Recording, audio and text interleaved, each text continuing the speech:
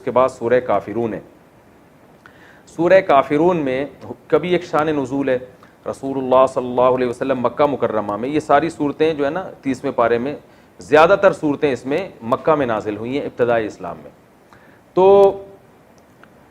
مشرکین مکہ رسول اللہ صلی اللہ علیہ وسلم کے پاس آئے اور کہنے لگے کہ آپ تو اپنی دعوت سے باز آتے نہیں ہیں، آپ بار بار ہمیں کہتے ہیں کہ بتوں کی عبادت چھوڑ دو، بتوں کی چھوڑ دو، اور ہم آپ کو کہتے ہیں کہ آپ ہمارے دین پہ آ جائیں. تو ایسا کرتے ہیں کوئی کمپرومائز کا راستہ اختیار کر لیتے ہیں، تو آپ ہمارے بتوں کی عبادت کر لیا کریں کبھی کبھار، اور ہم کبھی کبھار آپ کے اللہ کی عبادت کر لیا کریں گے. تو اس طرح جوڑ کے چلیں گے، ہمارے والے معبود بھی خوش ہو جائیں گے اور آپ کا اللہ بھی خوش ہو جائے گا. تو اس پہ یہ صورت نازل ہوئی اور ان کو یہ بتایا گیا کہ تم ابھی تک اسلام کو سمجھے ہی نہیں ہو. اسلام کا جو کچھ دعوت ہے وہ یہ ہے کہ یہ بت اللہ کے ساتھ عبادت میں شرکت کے لائق. اسلام تو شرکت کی نفی کر رہا ہے. شرکت کا مطلب اللہ کے ساتھ غیر اللہ کی عبادت، یعنی اللہ کی بھی اور غیر اللہ کی بھی یہ نہیں ہوگا. اسلام کا دعویٰ ہے کہ عبادت صرف اللہ ہی کی ہوگی. تو میں اگر اللہ کے ساتھ ان کی عبادت کر لوں تو میرا تو پھر میں تو اپنے دعوے میں ہی جھوٹا ہو گیا. تو اسلام کی دعوت تو پھر ختم ہو گئی. تو اللہ کے ساتھ ان معبودوں کی عبادت کر لی تو یہ کون سا کمال کر دیا. تو یہ توحید جو ہے نا، عقیدہ توحید، یہ اس سورت کا جسے کہتے ہیں نا سینٹرل آئیڈیا، یا سورت کا جو اصل پیغام ہے وہ یہ ہے کہ اے نبی آپ ان کو دو ٹوک الفاظ میں واضح لفظوں میں بتا دیں کہ تم جن معبودوں کی عبادت کر رہے ہو مجھ سے اس کی امید مت رکھو کہ میں عبادت کروں گا، اور تمہاری ہٹ دھرمی دیکھ کے پتہ چل رہا ہے کہ تم نے بھی میرے معبود کی عبادت نہیں کرنی ہے. اور ویسے بھی اگر تم ان معبودوں کی عبادت کر کے میرے معبود کی عبادت کرو گے بھی، اللہ کی عبادت، تو اللہ اس عبادت کو قبول نہیں کرے گا. لہذا وہ عبادت کرنا نہ کرنا برابر ہے. تو اللہ کی نظر میں تم عبادت نہ کرنے والے ہی کہلاؤ گے. تو یہ سورت کا مضمون ہے. قل یا ایھا الکافرون، اے نبی آپ کافروں سے کہہ دیجئے، لا اعبد ما تعبدون، میں ان معبودوں کی عبادت نہیں کرتا جن کی عبادت تم کرتے ہو، ولا انتم، اور نہ ہی تم، عابدون عبادت کرنے والے ہو، ما اس معبود کی، اعبد جس کی میں عبادت کرتا ہوں. اب سوال پیدا ہوتا ہے وہ تو تیار تھے عبادت کرنے کے لیے، تو نبی ان سے یہ کیوں کہہ رہے ہیں کہ تم بھی اس کی عبادت کرنے والے نہیں ہو جس کی میں عبادت کر رہا ہوں. وہ نبی اس لیے کہہ رہے تھے کہ تم اپنے نظریے کے مطابق اگر میرے معبود کی عبادت کر بھی لو تو اللہ کی نظر میں تم اللہ کی عبادت کرنے والے کہلاؤ گے ہی نہیں، کیونکہ اللہ اس عبادت کو مانتا ہی نہیں ہے جس میں اللہ کے ساتھ کسی کو شریک کیا جائے. اس لیے بتا دیا کہ تم بھی میرے معبود کی عبادت کرنے والے نہیں ہو. تم اس خوش فہمی میں نہ رہو کہ تم ادھر بتوں کی بھی عبادت کرو گے اور اللہ کی بھی عبادت کرو گے تو کچھ دین حق کا حصہ تمہیں بھی مل جائے گا اور کچھ اللہ تمہیں کچھ نواز دے گا اس پہ. تو اس خوش فہمی میں مبتلا مت رہو. ولا انتم عابدون ما اعبد، تم کون سا عبادت کرنے والے ہو اس معبود کی جس کی میں عبادت کرتا ہوں. تو وہ عبادت تمہاری ہونا نہ ہونا برابر ہے. تو جیسے تم اپنے ہٹ دھرمی پہ قائم ہو اور شرک کر رہے ہو اور تم اللہ کی عبادت نہ کرنے والے شمار ہو رہے ہو، تو ایسے بھائی ہم بھی پھر اپنے دین پر مضبوط ہیں، ہم بھی تمہارے معبودوں کی عبادت نہیں کریں گے. تو اسی آیت کو پھر دوبارہ دہرایا گیا تاکید کے لیے کہ ولا انا عابد ما عبدتم، نہ میں اس کی عبادت کرنے والا ہوں جس کی عبادت تم کرتے ہو، ولا انتم عابدون ما اعبد. یعنی اسی مضمون کو تکرار کیا گیا. قرآن میں ایسا ہے کہ ایک آیت کو بار بار تکرار کیا گیا ہو تاکید کے لیے. جیسے ہم کسی کو بات سمجھاتے ہیں نا تو ایک دفعہ کہتے ہیں، پھر دو دفعہ کہتے ہیں، پھر تین دفعہ کہتے ہیں. تو یہ عرب کا ایک دستور تھا، اس طرح سے بات کو سمجھایا کرتے تھے. قرآن میں اس کی بہت مثالیں ملتی ہیں.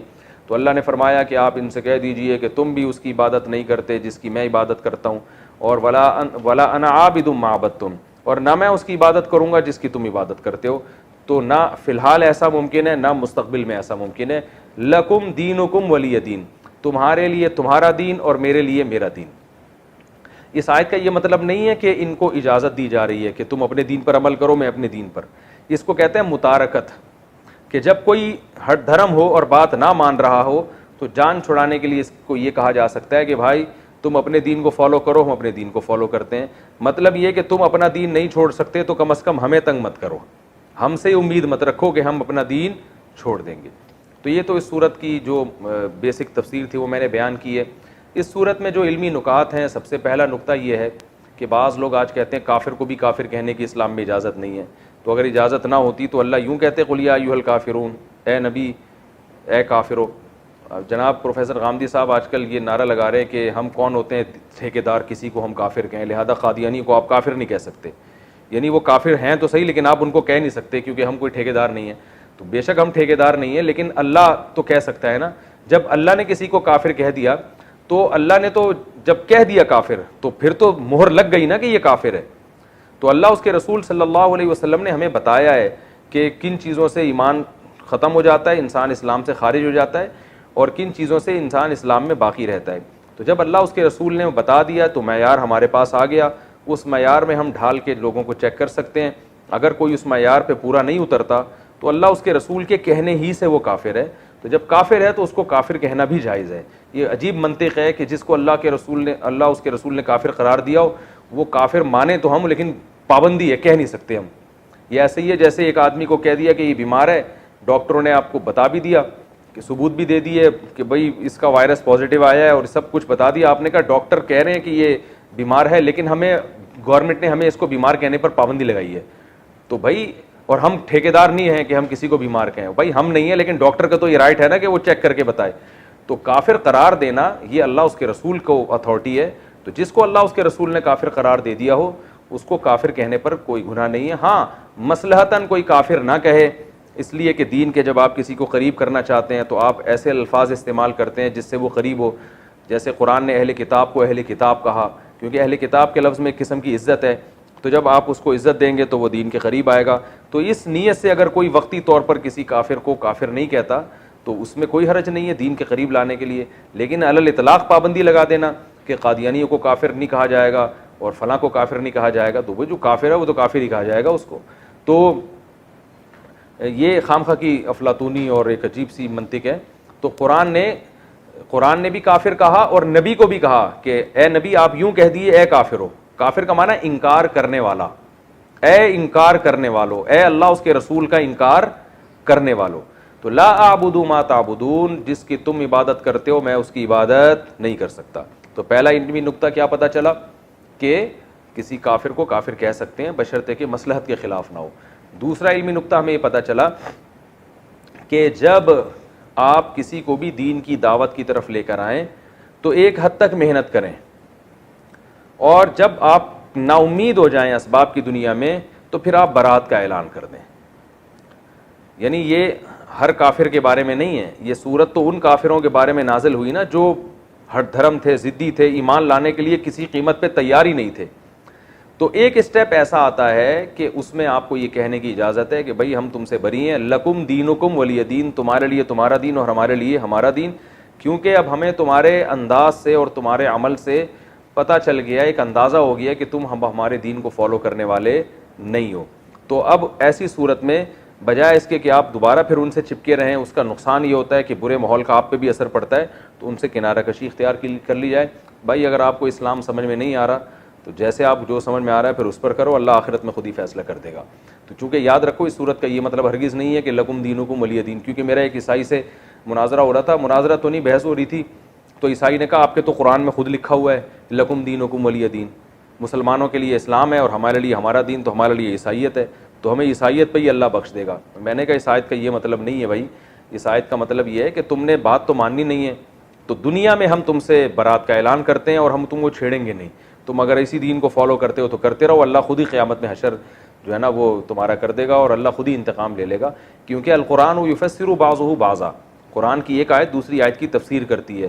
دوسرے مقام پہ اللہ نے فرمایا ان الدین عند اللہ الاسلام، دین اللہ کی نظر میں صرف اسلام ہے. اور ایک اور جگہ فرمایا وَمَن يَبْتَغِي غَيْرَ الْإِسْلَامِ دِينًا فَلَن يُقْبَلَ مِنْهُ، جو اسلام کے علاوہ کسی اور مذہب کو فالو کرے گا ہرگز قیامت کے دن قبول نہیں کیا جائے گا. وَهُوَ فِي الْآخِرَةِ مِنَ الْخَاسِرِينَ، اور وہ آخرت میں خسارے والوں میں سے ہوگا. تو اللہ جب ایک جگہ واضح لفظوں میں فرما رہے ہیں کہ اسلام کے علاوہ کوئی دین قابل قبول نہیں ہے، تو اللہ کیسے پرمیشن دے سکتے ہیں لکم دینکم کہ تم جس دین کو فالو کرتے رہو؟ تو کوئی فالو کرنے کی اجازت نہیں ہے. صرف بتانا یہ مقصد ہے کہ تم اگر ہماری بات نہیں مانتے تو دنیا میں تم اسی دین کو فالو کرو، ہم زبردستی اپنا دین تم پر مسلط نہیں کریں گے، ہم زبردستی تم سے بحث مباحثہ کر کے تمہیں زبردستی لانے کی کوشش نہیں کریں گے. یہ مطلب ہے. اور اسی مفہوم کی آیت سورہ آل عمران میں لا اکراہ فی الدین، دین میں زبردستی نہیں ہے. قد تبین الرشد من الغی, زبردستی نہ ہونے کی اللہ نے وجہ بھی بیان کر دی کہ صحیح راستہ, رشد والا راستہ, وہ غی یعنی گمراہی والے راستے سے بالکل واضح ہے. یعنی اللہ نے صحیح جو راستہ ہے نا, وہ دودھ کا دودھ پانی کا پانی, اس طرح سے اللہ نے سب کے سامنے واضح کر دیا ہے. تو جب اللہ نے اسلام کو اتنا واضح کر دیا, ہدایت کے راستے کو اتنا واضح کر دیا, تو زبردستی لانے کی اب ضرورت نہیں ہے, کیونکہ جو زبردستی آئے گا وہ چلے گا تھوڑی زبردستی, وہ حجت تمام ہو چکی ہے, سب کو پتہ چل گیا ہے کہ صحیح کیا ہے اور غلط کیا ہے. تو یہ تمام آیتوں کو آپ ملاتے ہیں تو صاف پتہ چلتا ہے کہ لکم دینکم ولی دین کا یہ مطلب ہرگز نہیں ہے کہ تم اپنے دین کو فالو کرو, تمہیں اجازت ہے. نہ نہ نہ نہ, دنیا میں اجازت ہے, آخرت میں سزا ملے گی. اور تیسرا نقطہ اس آیت سے ہمیں یہ بھی پتہ چلتا ہے کہ کسی کو زبردستی مسلمان نہیں بنایا جا سکتا. دو میں نے علمی نقطے بیان کر دیے نا, پہلا کہ کافر کو کافر کہنا جائز ہے, دوسرا کیا ہے کہ جب آپ کو نا امید ہو جائیں کسی کی دعوت پہ تو اس پہ ٹائم ضائع کرنے کے بجائے کسی اور کام میں انسان کو کسی اور کو دعوت دینی چاہیے. بعض لوگ ایک ہی آدمی کے پیچھے پڑے رہتے ہیں, ایک ہی فرقے کے پیچھے پڑے رہتے ہیں ساری زندگی. بھائی نہیں صحیح آ رہا تو اپنی صلاحیتوں کو کسی اور جگہ خرچ کرو. بہت سے لوگ ایسے ہیں جن میں ہدایت کا جذبہ ہے, تو ان پہ اپنی صلاحیتوں کو خرچ کرو, وہ ہدایت لے آئیں گے. تو ہر دھرم لوگوں کو چھوڑ دینا چاہیے. تو یہ دوسرا نقطہ ہوا.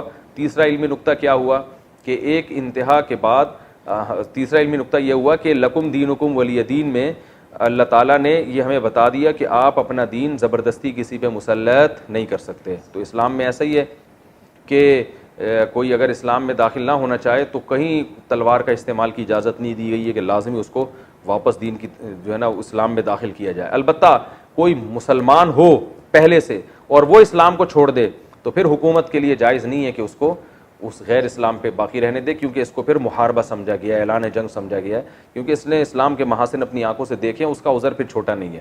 کیونکہ اس طرح اگر لوگ جائیں گے تو پھر یہ اس سے جو ہے نا اسلام کو شدید نقصان پہنچتا ہے. تو اسلام میں داخل ہونے کے لیے راستہ کھلا ہوا ہے, داخل ہونے کے بعد واپسی کا آپشن اسلام نے نہیں رکھا. تو آپ سوچ سمجھ کے آئیں, نہ آئیں کوئی مسئلہ نہیں, آخرت میں اللہ آپ سے خود ہی انتقام لے گا, لیکن آ گئے ریورس نہیں ہو سکتے, اس کی اسلام نے آپ کو اجازت نہیں دی ہے.